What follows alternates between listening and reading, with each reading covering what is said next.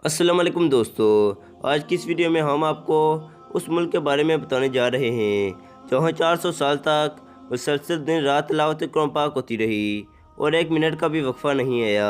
ये नेक काम किस मुसलमान हुक्मरान ने शुरू करवाया था, इसके बारे में इस वीडियो में हम आपको मुकम्मल तफसील के साथ बताएंगे।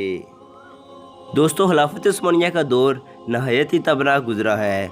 उस्मानी खुलफा की शायर इस्लाम से मोहब्बत और लगाव के कई तारीखी वाक़यात किताबों में आज भी सुनहरे हरूफ में मुसलमानों की आने वाली नस्लों के लिए रोशन बाब का दर्जा रखते हैं। उस्मानी खुलफा की इस्लाम व नबी करीम सल्लल्लाहु अलैहि वसल्लम से मोहब्बत का अंदाज़ा इस बात से लगाया जा सकता है कि 10वीं सदी हिजरी में उस्मानी खलीफा सुल्तान सलीम जब खिलाफत की मसनत पर प्रजमान हुए तो वह हुज़ूर पाक सल्लल्लाहु अलैहि वसल्लम से मनसूब बरक़ात को मिस्र से ले आए और इनको महफूज बनाने के लिए इस कमरे में दिन रात मुसलसल तिलावत कुरान पाक का एहतमाम किया, जो 4 सदियों तक जारी रहा।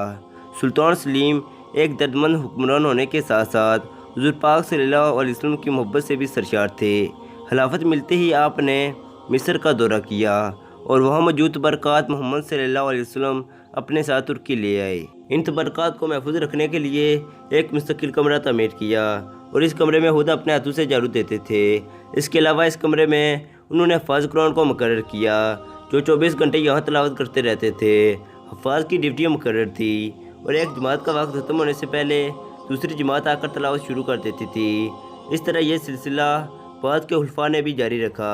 इस तरह दुनिया में शायद ये वो वाहिद जगह थी जहाँ 400 साल तक मुसलसल तिलावत कुरान पाक होती रही और इस दौरान एक लम्हे के लिए भी बंद नहीं हुई।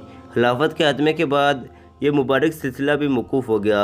इसी तरह खिलाफत उस्मानिया के 34वें खलीफा अब्दुल हमीद सनी का नाम भी आता है, जिन्होंने यूरोपीय मुल्क फ्रांस में गुस्ताखी रसूल की कोशिश को तुर्की में बैठे हुए नाकाम बना दिया था। आपके फैसले से यूरोप का ताकतवर मुल्क फ्रांस लर्ज़ का रह गया था और फ्रांस की हुकूमत ने आपके तमाम तलबात को सर झुका कर तस्लीम कर लिया था। दोस्तों, अगर आपको वीडियो अच्छी लगी है तो वीडियो को लाइक कर दें और अगर आप इसी तरह की मज़ीद वीडियोस देखना चाहते हैं तो भी हमारे चैनल को सब्सक्राइब करें और बेल आइकन के बटन को प्रेस कर दें ताकि इसी तरह की मज़ीद न्यू आने वाली वीडियोस आप तक पहुंच सकें।